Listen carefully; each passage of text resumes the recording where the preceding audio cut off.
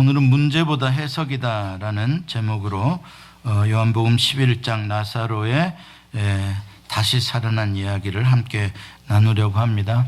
여러분들 아시는 분도 계시겠지만 며칠 전에 제가 세 번째 20살을 맞았습니다.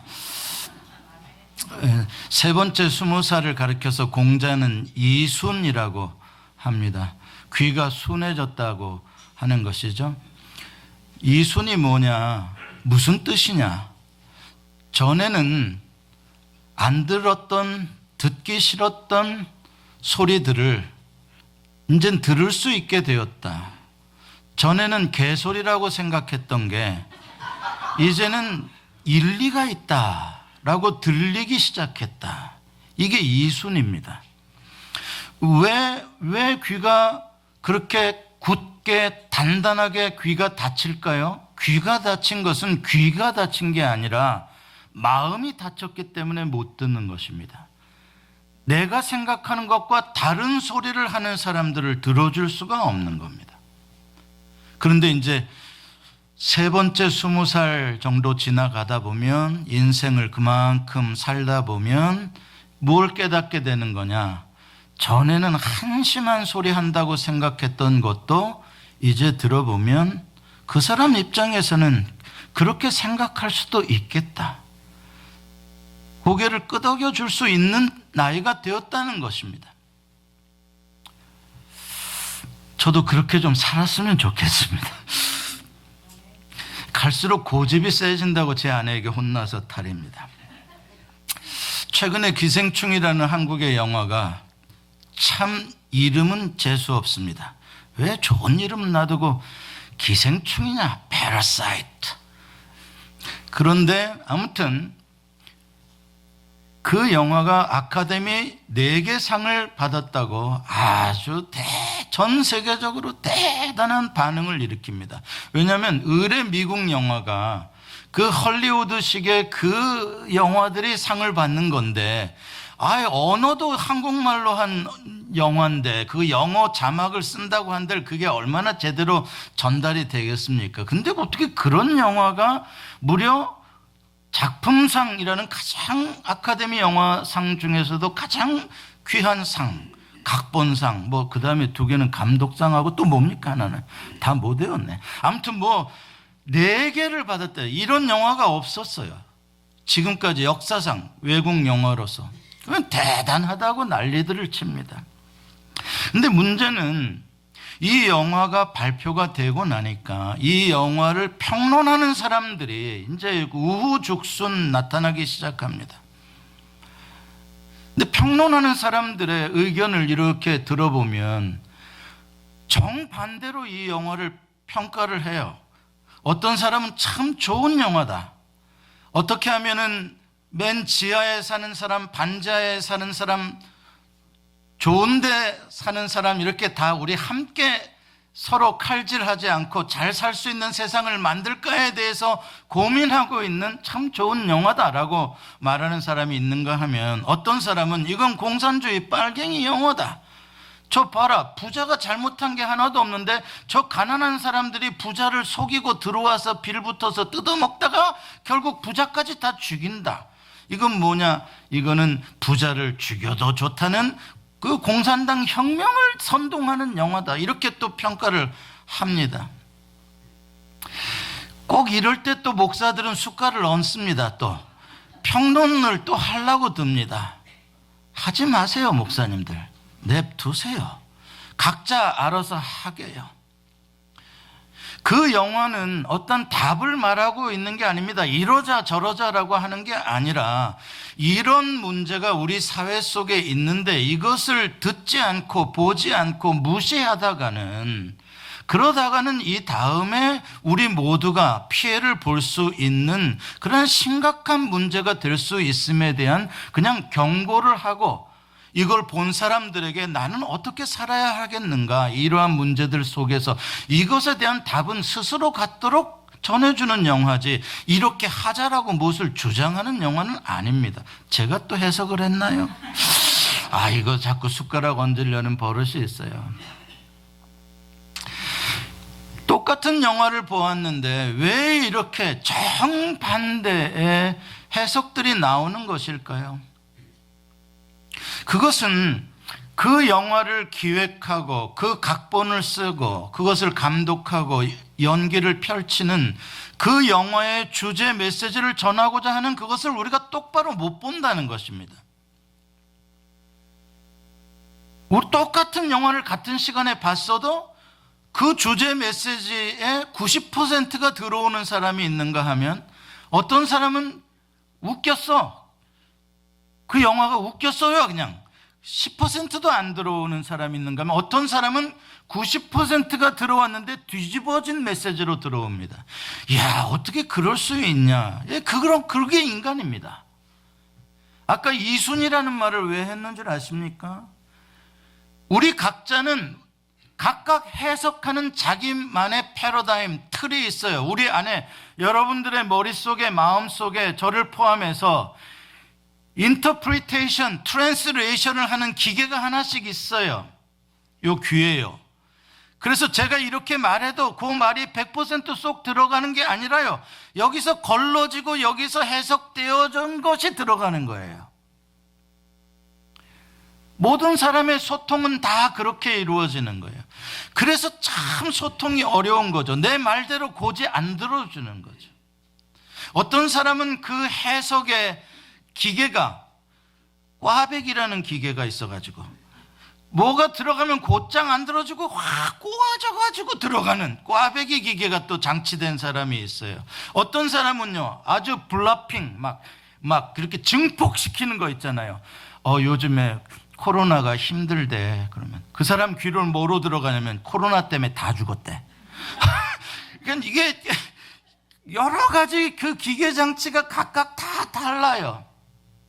무슨 말씀이냐? 그러다 보니까 똑같은 영화에 똑같은 메시지가 있을 텐데 그거를 본 사람은 각각 자기가 보는 눈과 귀에 그 기계 장치에 의해서 그 해석의 틀에 의해서 자기가 원하는 메시지만 받는 거예요.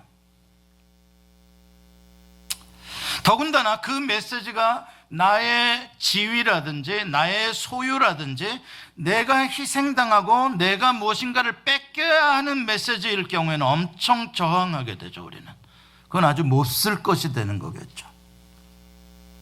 그러니까 우리가 객관적으로 보고 들을 수 있다는 건 정말 어려운 일입니다. 예수님이 이 땅에 오셔서 하나님의 나라에 대한 가르침을 주셔요. 그리고 하나님의 뜻을 우리에게 설명해 주시면서 여러분들 마태복음 5장에서부터 예수님이 제자들을 가르치시는 장면이 나오는데 산상수훈이라고 하죠. 산상수훈에서 예수님이 제일 먼저 가르쳐 주시는 게 뭐냐면 모세는 이렇게 말했으나 율법에는 이렇게 말했으나 나는 너희에게 이르노니 라고 하면서 율법에 대한 새로운 해석을 해주시는 것입니다.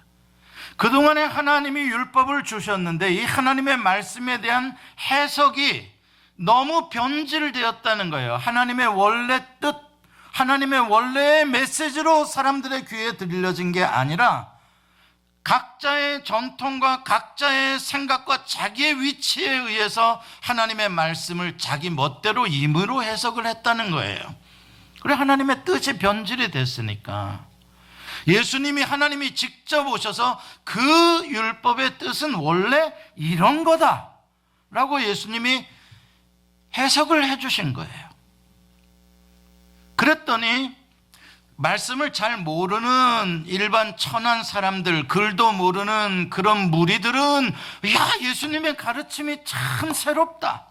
그동안에 우리를 가르치던 선생들은 저런 식으로 해석을 안 했는데 예수님은 정말 새롭게 하나님의 말씀을 해석해 주시는구나. 그 가운데 우리가 존중받는 것 같다.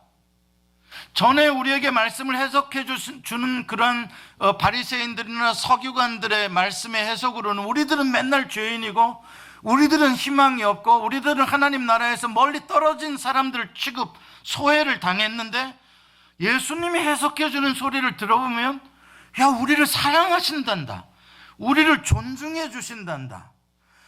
마음이 가난한 자는 복이 있나니 하나님 천국이 너희 것이요 애통하는 자는 복이 있나니 그들이 하나님을 볼 것이요 화평케 하는 자는 복이 있나니 저들이 하나님의 아들이라 일컬음을 받을 것이요. 야, 우리 같이 못 배우고 우리 같이 무시당한 사람들이 하나님 나라의 백성이 될 수 있다고 주님이 우리를 초대해 주신다. 새롭다, 좋다. 그런데 문제는 그동안 율법을 가르쳐 줬던, 율법의 해석의 권위를 가지고 있던, 이건 이런 뜻이야 라고 정의를 내루어 주던 대제사장들과 서기관들과 바리새인들은 기분이 되게 나쁜 거예요.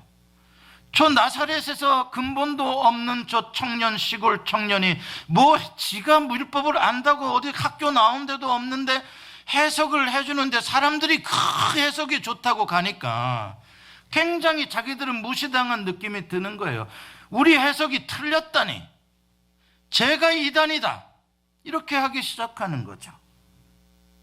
더군다나 이러한 갈등은 예수님께서 예루살렘 성전에 들어가셔서 거기서 장사하는 사람들을 쫓아내시며 그 성전을 뒤집어 엎으시는 엄청난 사건을 일으키셨을 때에 이거는 너무 많은 사람들이 정말 혼란스러운 일이에요. 이런 일은 있을 수가 없고 상상도 못했던 일이 펼쳐진 거예요. 왜 그런 일을 하셨는지에 대한 설명도 없어요. 그냥 예수님께서 내 집은 만민이 기도하는 집인데 너희들이 강도의 소굴을 만들었다, 예수님이 그렇게 해석하시고 그냥 다 쫓아내신 거예요. 그러면 이 사건에 대해서, 이 엄청난 사건에 대해서 사람들은 해석하기 시작할 겁니다. 저 사람이 누구냐? 누구길래 저런 짓을 하느냐? 저 짓의 의미가 뭐냐? 왜 저런 일을 했냐? 어쩌자고 했냐?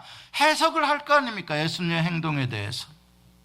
어떤 사람들은 이럴 거예요. 아이, 속이 시원하다, 그거 잘 엎었어. 내가 한번 술 먹고 가서 뒤집으려고 그랬는데 예수님이 대신 해줬구만, 야 좋다 하는 사람도 있을 것이고, 어떤 사람 큰일 났네, 저 사람이 건드려서는 안 될 걸 건드렸구만, 그렇게 걱정하는 사람도 있을 것이고, 아니면 그 성전을 중심으로 밥 먹고 사는 사람들은 어떻게 생각하겠어요? 이런 어떤 놈이 와가지고 감히 우리 먹고 살 거를 건드네, 저는 죽여야 되겠구만, 이렇게 해석하겠죠. 여러분, 사실 우리가 예수님의 행동과 예수님의 기적과 예수님의 가르침을 바르게 듣고 바르게 해석한다는 건 참 어려워요. 왜? 예수님이 말씀을 하셨어도 그 말씀이 내 귀를 통해 내 안에 들릴 때는 또 뭐가 작동하니까, 내 해석의 기계가 또 작동을 해서 들리니까 또 어려워요. 예수님이 100이라는 말씀을 하시면 내 귀를 거쳐서 들어오는 것은 어떤 사람은 1도 안 들어와요. 조느라고요. 기계가 작동을 안 해버려요. 멈춰. 들을 거 없어. 어떤 사람은 예수님이 말씀을 하시면 이거는 나를 죽이려는 소리내로 들어요. 누가요? 바리새인과 서기관들은요. 너무 예수님이 말씀하신다고 그대로 들려지는, 여러분, 제자들은 예수님이 말씀하시면 쏙쏙 알아들었을까요? 제자들은요? 아니에요. 사복음서를 보세요. 사복음서의 가장 중요한 내용이 뭐냐면 예수님을 따르던 제자들이 예수님을 이해하지 못한다는 거예요. 끝까지. 그리고 누가 더 높으냐를 가지고 제자들은 예수님이 당장 내일 모레 돌아가시게 생겼는데도 누가 높으냐를 이야기해요. 뭐예요? 예수님이 뭘 말하는지를 깨닫지를 못, 해석을 못하는 거예요. 오늘 본문의 사건도 마찬가지입니다. 예수님의 제자 이상 가는 사람이 마르다와 마리아, 나사로입니다. 예수님이 이 지상에 계시면서 이 인간적으로 정말 가까운 친분을 가졌던 패밀리가 있다면 이 베다니의 나사로 식구들이에요. 그건 사람들이 다 아는 이야기예요. 예수님이 이 패밀리를 얼마나 사랑했고 이 패밀리와 허심탄회하게 대화하고 먹고 여기서 예수님이 위로를 얻고 쉼을 얻었는지, 그러니까 예수님의 마음을 누구보다도 잘 알 수 있는 사람은 나사로고, 물론 지금은 죽었지만 그의 누이들인 마리아와 마르다, 예수님을 잘 알 사람들이에요. 근데 오늘 본문에 보면 마르다가 예수님을 이해하지 못해요. 해석이 안 돼요. 예수님이 하시는 말씀이요. 이미 죽어서 나흘이나 되어 무덤에 들어갔어요. 돌문으로 막았어요. 지금 나흘 돼서 벌써 살이 부패하기 시작해요. 이런 사람이 다시 살아난다는 것은 역사에도 없었고 앞으로도 없을 거예요. 과학적으로도 안 되고 경험적으로도 안 되고 상식적으로는 더 안 되고요. 엄연한 현실입니다. 그런데 예수님이 나사로가 죽어서 장례 다 끝난 나흘이나 된 이후에나 오셨어요. 지금 뭐 달라고 오셨냐고. 인제사 이해가 안 돼요. 좀 빨리 와달라고, 우리 나사로가 죽게 생겼으니까 빨리 와달라고 그렇게 애가 타게 기다리고 부를 때는 예수님이 일부러 안 오셔놓고 다 끝난 다음에서 오셔가지고 우셔요. 예수님이 우셨더라. 뭐 달라고 이제 와서 우시냐고요. 해석이 안 되는 일이요. 오늘 본문 39절에 보면 예수님께서 나사로 무덤에 이제 사람들이랑 올라갑니다. 그래, 나사로를 어디다 묻었냐? 저기입니다. 저 굴입니다. 돌문을 막혀 있어요. 예수님께서 이야기를 합니다. 저 돌을 옮겨 놓아라. 돌문을 열어라. 돌문이 뭐 요만한 돌이라 이렇게 옮길 수 있는 게 아니지 않습니까? 돌문이 적어도 1톤에서 큰 거는 2톤까지 가는, 여러 사람이 밀어야 될 만큼 무거운 돌문인데 그거 열어서 무슨 좋은 꼴을 보겠다고, 죽어서 사람 썩는 냄새 나는 걸 기피고 보겠다는 겁니까? 그걸 열어라는 거예요. 돌문을 옮겨 놓으라는 겁니다. 마르다가 예수님의 말을 가로막죠. 주여, 죽어서 지금 나흘이나 되어 냄새가 나나이다. 무슨 소리를 합니까? 돌문을 옮길 필요가 뭐가 있습니까?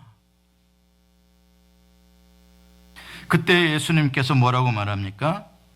40절에 내 말이 네가 믿으면 하나님의 영광을 보리라 하지 않았느냐. 이미 그 말씀을 하셨거든요. 한번 그 전에, 무덤에 올라오기 전에. 네가 믿으면 하나님의 영광을 보리라고 내가 말을 했는데 그 말을 듣고도 네가 지금 무슨 말이었는지를 모르고 있구나, 그 말이죠. 내가 그 한 말을 해석을 못하고 있구나, 이 말입니다. 무슨 뜻입니까?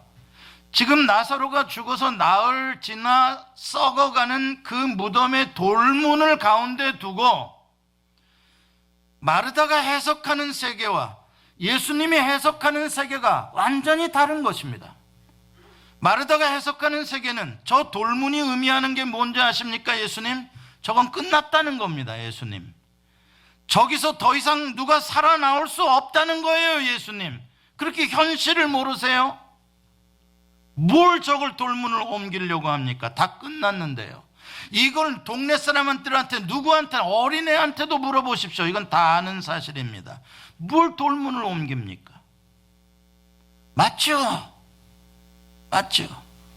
어떻게 그 시체가 썩는 속에서 사람이 살아나올 수가 있어요? 말이 안 되는 이야기죠. 마리아가 맞습니다. 마르다가 맞습니다. 그런데 왜 예수님은 그렇게 현실도 몰라서 돌문을 열어라고 하시는 것입니까? 믿으면 하나님의 영광을 본다는 게 도대체 무슨 말입니까? 자, 이게 이제 우리를 도전하는 것입니다. 믿으면 하나님의 영광을 보는 세계가 저 꿈나라나 하늘나라에서 이루어지는 게 아니라 지금 이 자리, 이 현실 속에서 일어날 수 있다는 것입니다. 그런 세계가 있다는 것이에요. 모든 상식과 모든 경험과 모든 전통과 모든 데이터를 완전히 뒤집어 놓을 수 있는 초자연적인 신비한 하나님의 주권과 하나님의 뜻과 하나님의 역사가 지금 이 자리 현실 속에서 나타날 수 있다는 것이에요. 하나님이 역사하시면, 네가 그것을 믿느냐의 문제인 것이죠. 자, 믿음 갖지 않고 내가 가지고 있는 경험과 과학과 이성과 상식의 세계 속에, 그 돌문이 막혀진 세계 속에서만 나는 살 것인가? 아니면 예수님이 돌문을 옮겨 놓으라고 말씀하시는 그 세계, 무덤이 있는 건 사실이고 그 안에 시체가 있는 건 사실이지만 그래도 그 가운데 하나님의 역사가 임하게 되면, 우리가 믿게 되면 뭔가 새로운 상상할 수 없는 더 아름다운 일이, 하나님의 영광이 펼쳐질 수 있는 세계도 있다는 것을 믿고 살 것인가? 우리가 그리스도를 믿는다는 게 뭐예요? 그 세계 속에 들어와 살겠다는 겁니다. 하나님의 주권적인 역사의 세계 속에. 현실을 무시하겠다는 거 아니에요. 우리도 알아요. 불가능하다는 것도 알아요. 그러나 세상 사람들은 불가능하다로 끝나지만 우리는 또 무엇을 아느냐? 하나님은 전능하신 분이라는 것도 알아요. 이게 그리스도인이 이 세상을 살아가는 빛과 소금의 역할을 하는 거예요. 이 세상 사람들은 우리는 절망이다, 죽음이다, 더 이상 길이 보이지 않는다라고 할 때 우리 그리스도인들은 뭘 말할 수 있어? 맞다.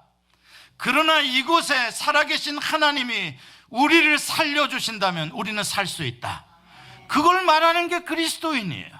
그 세계를 보여주는 게 Jesus Hope. Hope. 그게 희망인 거예요. 돌문을 열 수 있는 세계. 돌문이 열려지고 죽은 자가 걸어서 나오는 세계. 여러분 머릿속에 상상해 보세요. 수건으로 다 동인 머리부터 발까지 그런 냄새 나는 나사로가 어두운 돌 무덤 안에서 걸어 나오는 모습을 영상으로 상상해 보세요. 그 그림을 그리세요. 그리고 늘 그 그림을 생각하며 사세요. 그게 믿음의 세계예요. 그게 하나님의 세계예요. 여러분의 삶 가운데 나는 내 인생의 돌문이 막혔다. 이 인간이 내 인생을 망치게 하는 돌문이다. 이 경기가 내 인생을 망치게 한다. 나의 실패가 내 인생을 망치게 한다. 내가 이제 무엇을 할까? 나는 끝났다. 너는 돌문이 하나나 되지, 나는 돌문이 5겹이야. 나는 안 돼. 아니요, 상관없습니다. 여러분의 돌문이 얼마나 큰 돌문이든 몇 개가 가로막혀 있는 돌문이든 안 됩니다. 못합니다. 불가능합니다. 그러나 주님이 말씀하시는 것은 네가 믿으면 하나님의 영광을 보는 세계가 열린다는 것입니다. 저는 여러분들의 인생이 그 믿음으로 열려지시기를 축복합니다. 안 된다, 못한다, 다쳤다, 끝났다. 아니요, 그건 마귀의 소리요. 주님은 안 된 데에서 홍해를 여시는 분이십니다. 나사로를 살리시는 분이요, 예수님 자신이 무덤 문을 열고 나오신 분이십니다. 뭐가 안 된다는 말입니까? 돈이 없어서 안 됩니까? 건강이 없어서 안 됩니까? 아니요, 그건 당신의 생각이죠. 예수님의 생각은 돈이 없기 때문에 돈이 없는 자리에서 하나님의 영광이 드러나리라. 하나님의 부요하심이 드러나리라. 돈으로 했다고 말하지 않고 하나님의 능력으로 했다고 말하게 되리라. 건강이 없어서 나는 못한다고요? 하나님은 건강이 없는 데서 역사하신다. 내 건강으로 했다라고 말하지 못하게 하려고 하나님의 능력으로 역사하신다. 사도 바울이 내가 약한 그곳에서 하나님의 능력이 강하여짐이라고 말씀합니다. 뭐가 안 됩니까? 뭐를 못합니까? 사랑하는 성도 여러분, 우리가 해석하는 관점을 바꿔야 됩니다. 나는 맨날 안 됩니다.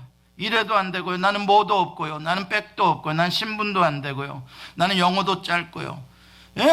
맞아요. 뭐 틀린 거 아니에요. 뭐 더 되려면 이유, 안 될 이유 100가지 얼마든지 될 수 있어요. 그러나 그것은 무덤이, 돌문이 닫혀있는 세계이고, 믿으면 하나님의 영광을 보는 세계가 열린다 이 말입니다. 그 해석을 하라는 거예요. 그 관점에서 해석을 하라는 거예요. 광야에 장정이 5,000명 다 해서 10,000명이 넘는 사람들이 앉아 있습니다. 배가 고픕니다. 저녁이 됐습니다. 예수님께서 제자들에게 너희가 저들에게 먹을 것을 주라고 하십니다. 참 속도 없으신 예수님. 자기네들 먹을 것도 없는데 무슨 이 많은 사람을 먹을 떡을 어디서 구합니까? 그 빈들에서요. 저녁인데 이미 해가 넘어가는데요. 아니 200데나리온이라는 돈이 있어도 안 될 판인데 우리는 없습니다. 못합니다. 안 됩니다. 누가 봐도 안 됩니다. 맞아요. 제자들의 말이 틀리지 않아요. 100% 분석 잘했고요. 맞아요. 그런데 뭐가 부족한 것입니까? 그들의 해석 가운데 뭘 빼먹었습니까? 그 자리에 계시는 예수 그리스도입니다. 예수 그리스도가 도대체 이 상황 속에서 무엇을 할 수 있지에 대해서는 하나도 생각하지 않습니다. 일도 생각하지 않아요. 그냥 돈, 떡, 시간, 환경. 예수님은 거기에 해석의 요소로 일도 포함되지 않아요. 예수님은 인비저블이에요. 그건 당신 여기 있으나 마나요. 예수님 아무런 떡을 먹이는 거와 예수님은 영향이 없는 분으로 제자들은 해석을 하고 있는 거예요. 예수님이 보여주세요. 보리떡 5개와 물고기 2마리를 떼서 제자들에게 일일이 주시면서 제자들이 실감하게 하세요. 도대체 이 예수가 누구냐? 누구길래 이런 일이 일어나냐? 어떻게 이 사람들이 다 먹고 12광주리가 남냐? 이 사람이 누구냐에 대한 해석을 하게 만드셔요. 예수에 대해서 일도 해석하지 않던 제자들이 이 충격적인 경험을 하게 됩니다. 그날 밤 배를 타고 갈릴리 바다를 지나갑니다. 풍랑이 일어납니다. 그날따라 무서운 풍랑입니다. 배가 잠길 정도로 물이 들어옵니다. 사력을 다해서 배를 잡아보려고 해도 안 됩니다. 그런데 예수님은 속 편하게 누워 주무시고 계셔요. 제자들이 얼마나 화가 났을까요? 성경에는 그렇게 안 써졌지만 성질 급한 제자들은 야 빨리 일어나 그랬을 것 같아요. 너도 한 바가지 물이라도 퍼내. 선생이면 다요? 죽게 되었다고 이야기를 합니다. 죽게 되었 해석입니다. 해석 틀림없을 겁니다. 너는 호들갑이라고 생각하지 않습니다. 그 사람들은 갈릴리 바다에서 어렸을 때부터 잔뼈가 굵은 어부들입니다. 그들이 죽게 되었다라고 생각하는 데는 그만한 이유가 있는 겁니다. 해석한 거예요, 상황을. 그런데 예수님께서 일어나시더니 바람아 잠잠하라, 물결아 잠잠하라. 이거 참 그런 잠잠해져 버리는 거예요. 그리고서 예수님께서 하죠. 너희가 어찌 믿음이 없느냐? 그 전에 뭐 했다고요? 몇 시간 전에 무엇을 경험했다고요? 제자들이? 오병이어의 기적이에요. 예수가 도대체 누구냐? 그랬는데도 광풍이 오니까 몇 시간 후에 당장 현실에 문제가 오니까 또 예수님은 조금도 해석하지 않아요. 광풍이 얼마나 세냐? 이게 내 배를 잠기게 할 것 같냐 못할 것 같냐는 해석을 기가 막히게 하는데 예수가 이 배에 타고 있는데 이 광풍을 어떻게 할 수 있을까에 대해서는 또 일도 생각하지 않아요. 그래 예수님께서 말씀하신 거예요. 왜 이렇게 믿음이 없냐?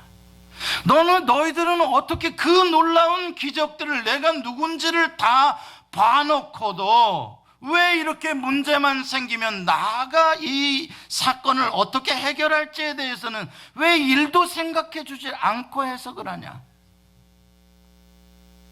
광풍도 세고 돈도 없고 능력도 없지만 그렇지만 나와 함께 계시는 예수님이 무엇을 할 수 있을까를 한 번쯤은 생각해야 되지 않겠냐? 그게 믿음 아니겠느냐?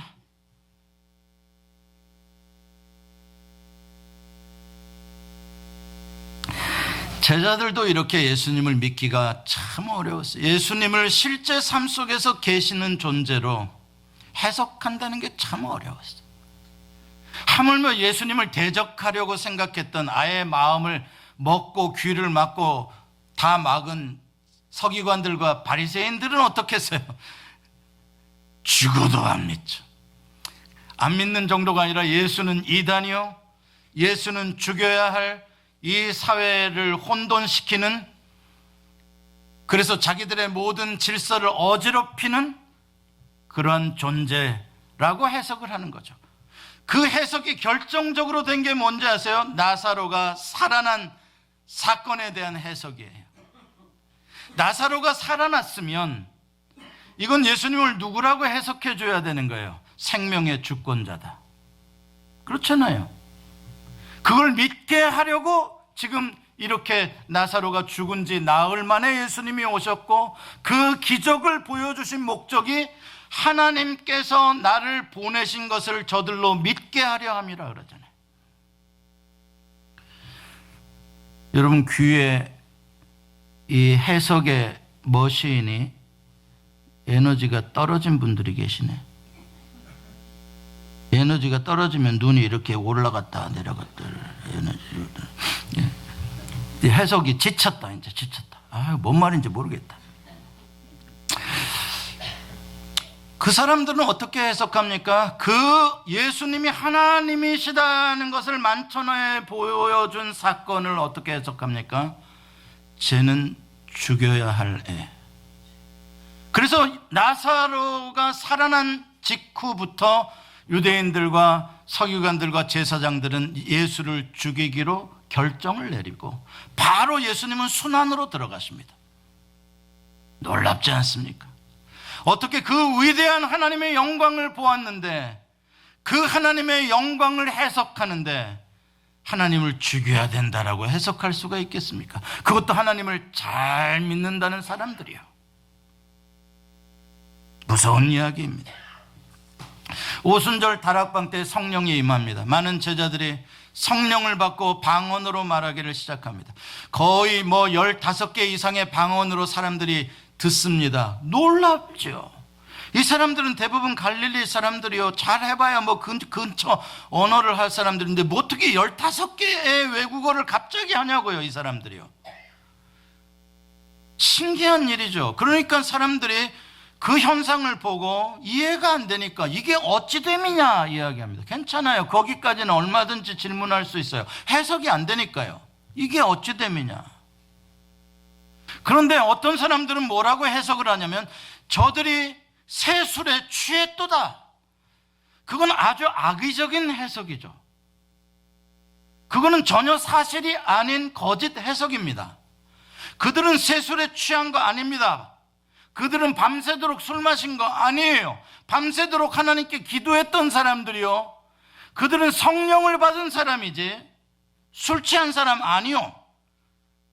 그런데 그것을 보고 많은 사람들이 저들이 술 취했다 이야기를 합니다.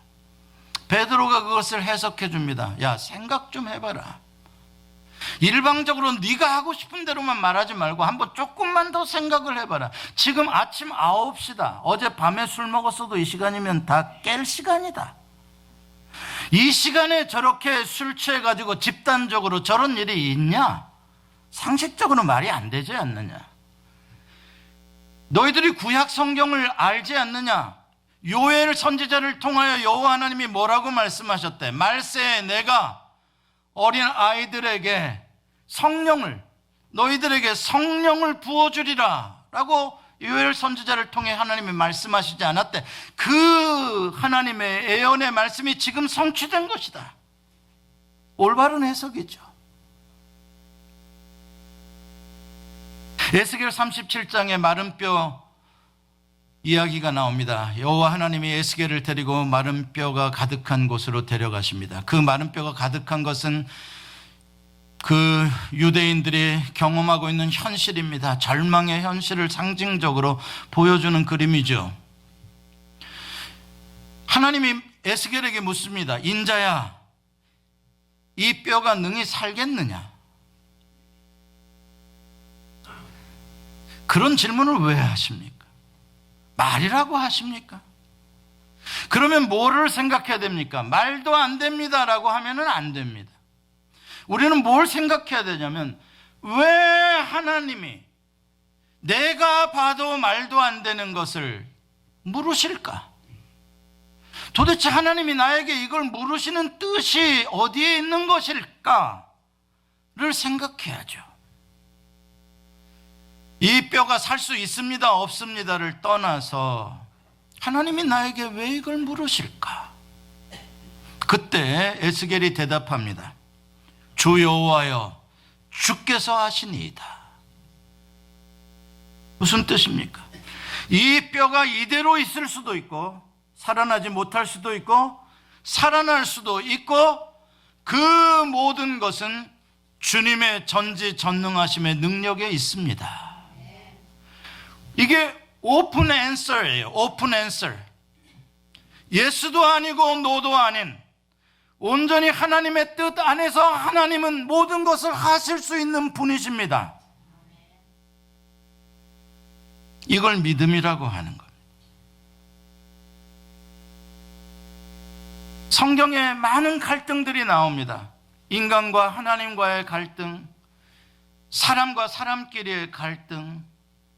왜 이런 갈등들이 생깁니까? 왜 우리의 삶 가운데 왜 좌파와 우파의 갈등이 생기는 것입니까? 해석의 차이입니다. 우리 민족이 경험해왔던 과거의 역사에 대한 해석의 차이, 우리나라가 지금 처해 있는 현실의 이 강대국 사이에 처해 있는 현실에 대한 해석의 차이, 우리 대한민국이 가지고 있는 남자와 여자의 문제, 부자와 가난한 자들의 문제, 보수적인 이념과 진보적인 이념의 문제들에 대한 해석의 차이 때문에 이런 게 있는 겁니다. 이 갈등이라는 건 지극히 당연한 것이에요. 여러분들 부부 중에 우리는 진짜 갈등 한 번도 안 한다, 없을 겁니다. 갈등합니다. 부모와 자식도 갈등하고. 왜요? 해석이 다르기 때문이에요. 똑같은 상황에 대해서도요. 여보, 저것 좀 치워줘. 아내가 남편에게 이야기를 합니다. 저기 있는지 오래됐어. 여보, 저것 좀 치워줘. 나는 무거워서 못 치워. 당신이 해줘. 남편이 그 소리 들은 지 지금 몇 번 됐습니다. 그래도 안 합니다. 텔레비 보고. 아, 내가 좀 치워달라니까. 알았어. 뭡니까? 아내는 지금 치웠으면 좋겠다고 해석을 하는 거고, 앉아있는 남편은 꼭 그걸 지금 치워야 되냐? 지금까지도 있었으면 내일 치워도 되는 거지? 라고 해석을 하는 겁니다. 아주 사소한 일들인데 늘 우리는 그런 작은 것 하나에도 우리의 해석이 다른 겁니다. 하물며 우리의 소유의 문제, 우리의 안전의 문제, 국가의 존망의 문제가 달려있는 그러한 변혁의 시대가 왔는데 왜 해석이 다르지 않겠습니까?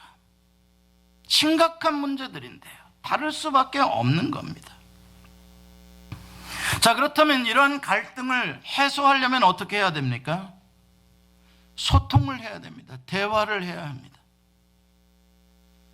싸우지 말고, 그러면 아내가 남편 옆에 앉아서 여보, 내가 왜 지금 치워달라 그러는지 알아?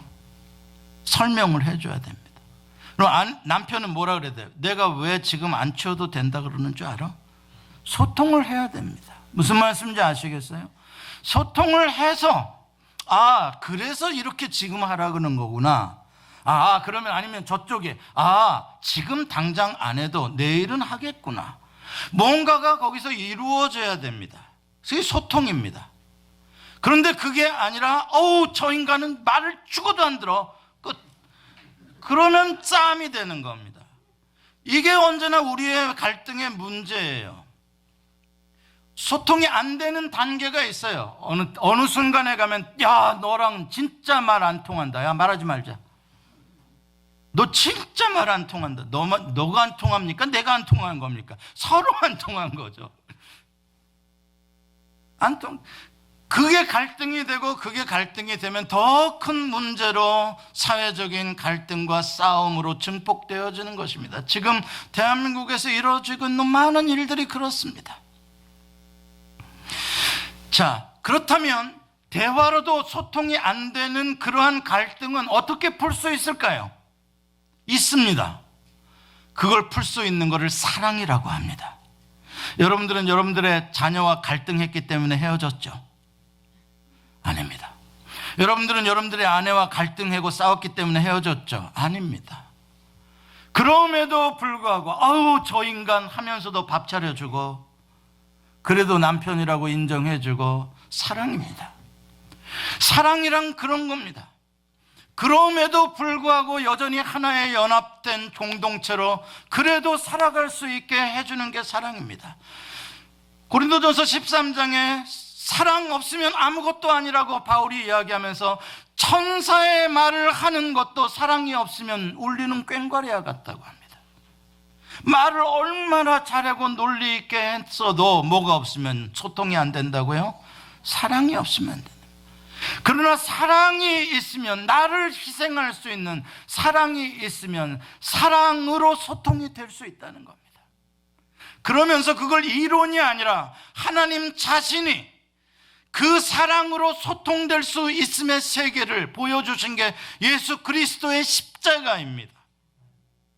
십자가는 사랑의 소통을 외치시는 하나님의 마음입니다. 인간이 하나님을 해석하지 못하기 때문에 이렇게 하면 복이나 줄라나, 이렇게 하면 혼낼래나, 이런 식으로 하나님을 해석하니까 나는 그런 하나님 아니다.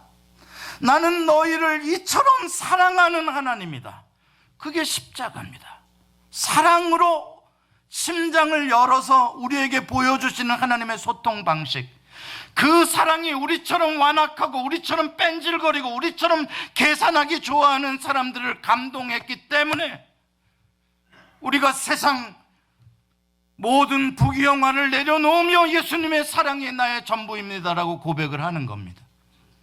그 사랑이 공산당도 민주주의도 부자도 가난한 자도 다 하나로 서로 사랑의 대상으로 바라볼 수 있게 해주는 유일한 희망입니다. 뭐로 이 세상을 하나로 만들 수 있겠습니까? 복음입니다. 복음이 뭡니까? 예수 그리스도 하나님의 사랑입니다.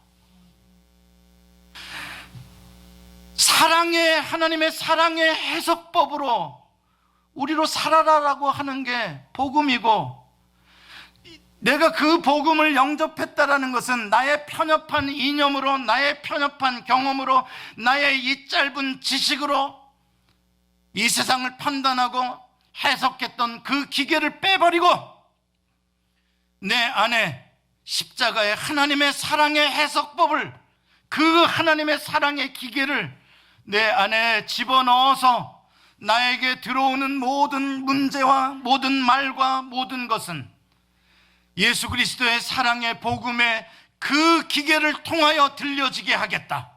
그래서 그 십자가, 그 예수를 영접하는 게 구원인 것입니다. 왜 천국이 너희 마음에 이루어진다고 말씀하시는 줄 아십니까? 그 복음의 기계가 들어오게 되면, 그 해석의 기계가 들어오게 되면 고난도 감사, 슬픔도 감사로 해석이 되는 겁니다. 저 원수도 친구로 변하는 하늘나라가 열리는 것입니다. 그게 하나님의 십자가의 사랑의 해석이라는 겁니다. 아니 대체 복음이 뭔지는 알고 믿어야죠. 예수는 영접했고 복음은 믿었다고 사랑하는데 하나도 사랑으로 해석하는 게 없고, 역시 내 경험, 내가 살아보니까 이래. 사람은 죽어도 안 변하더라고.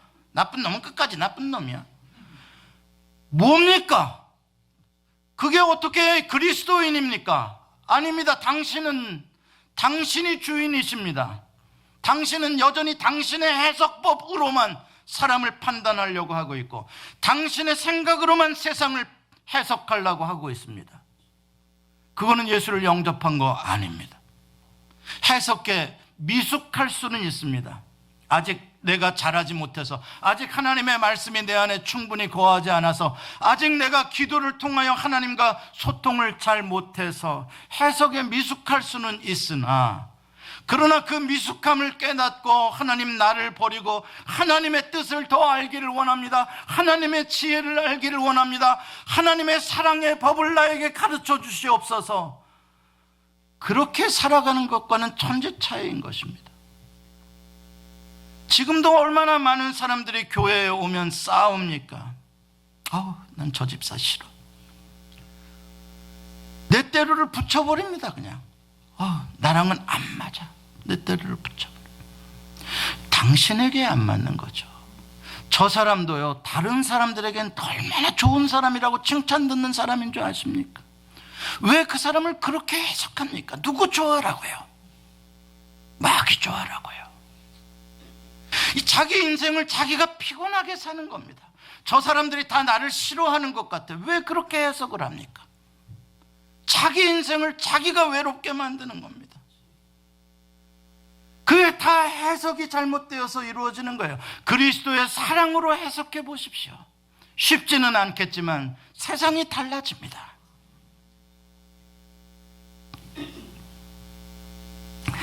요즘에 코로나 바이러스 때문에 한국이 시끄럽습니다. 막 그냥 난리가 아닙니다. 큰일 났어. 우리 그리스도인들은 좀 적당히 합시다. 사람들이 그럴 때일수록, 세상이 시끄럽고 요란하고 막 이럴 때일수록 우리 그리스도인들은 어떻게 말해야 되냐? 예, 힘든 거 알아, 어려운 거 알아.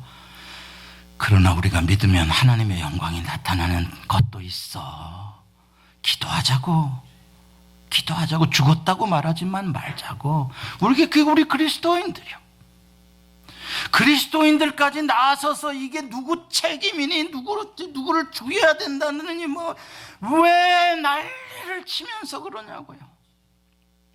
어떤 신령한 목사님이 그러시더라고요. 중국 우한에 폐렴 바이러스가 돈 것은 중국의 선교사들을 내쫓은 중국에 대한 하나님의 심판입니다. 성도들이 아멘 고소하다 이거지. 하나님 심판해 줘서. 얼마나 무서운 복음인지 몰라요. 얼마나 무서운 해석인지 몰라요. 1,000만 명이라는 사람이 지금 우한이라는 그 도시에 갇혀서 어린 아이들부터 죽어가고 있다는데, 그 죽어가는 영혼들 한 생명 사랑했기 때문에 선교하러 간 거 아닙니까? 그런데 거기서 죽어가는 사람들에 대해서는 일말에 이만큼의 애정도 사랑도 안타까움도 없이 중국을 하나님이 심판하신다고요? 그 다음에 가서 어떻게 선교할래요? 그 땅에 가서 어떻게 그리스도가 여러분을 사랑한다라고 어떻게 말할래요? 왜 이렇게 복음을 갖다가 사람을 죽이는 복음, 저주하는 복음, 이념으로 편을 가르는 복음으로 만드냐고요? 이거 완전히 사탄 노릇하는 거 아닙니까? 적그리스도 미혹하는 영들 아닙니까? 그러니까 이만희도 한술 뒀더라고요. 신천지 교주. 마귀가 신천지를 해체하려고, 마귀가 우리 신천지가 진짜 복음이니까 마귀가 역사하고 있다고. 아무튼 개나 소나 다 한마디 해요. 사랑하는 성도 여러분, 이렇게 미혹하는 게 많은 시대예요. 어떻게 사실래요? 맨날 유튜브 보면서 이 사람이 내 마음에 들어, 저 사람이 내 마음에 들어, 이런 식으로 인생을 사실래요? 사람의 말에 속지 마세요. 사람은 얼마든지 기가 막히게 속일 수 있어요. 안 속으려면 어떻게 해야 돼요? 어떻게 이 종말에 미혹하는 짐승의 영이 날뛰는 이 시대에 어떻게 하면 하나님의 뜻을 가질 수 있겠어요? 여러분들의 마음에 사랑의 해석법이, 역지사지의 예수 그리스도의 해석법이 자리를 잡아야 돼요. 그러려면 여러분들 공부하셔야 돼요. 하나님의 말씀을 아셔야 돼요. 하나님이 어떤 분인지를 아셔야 돼요. 그리고 생각하라고요. 선동하는데 쫓아다니지 말고 생각하라고요. 무엇을 하나님이 기뻐하실까? 무엇을 하나님이 싫어하실까? 말씀을 맺습니다. 사랑하는 성도 여러분, 우리에게 주신 하나님의 해석법이 있습니다. 로마서 8장 28절입니다. 하나님을 사랑하는 자, 곧 그 뜻대로 부르심을 입은 자들에게는 모든 것이 합력하여 선을 이루느니라. 이것으로 우리는 해석해야 됩니다. 지금은 해석이 안 돼도, 지금은 불가능해도 하나님은 이것이 끝이 아니라 이것을 합력하여 하나님의 새로운 뜻을 이루시는 분이시다. 여러분의 인생도 마찬가지입니다. 여러분들의 고난과 아픔도 마찬가지입니다. 나는 재수 없어? 아니요. 나는 너무 아파 이대로 끝나. 아니요. 그걸 통해서 하나님이 하시는 일을 나타내실 것입니다.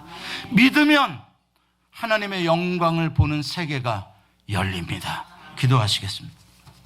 하나님, 우리 마음에 이 편견과 이 좁은 내 생각의 돌문을 옮겨주시옵소서.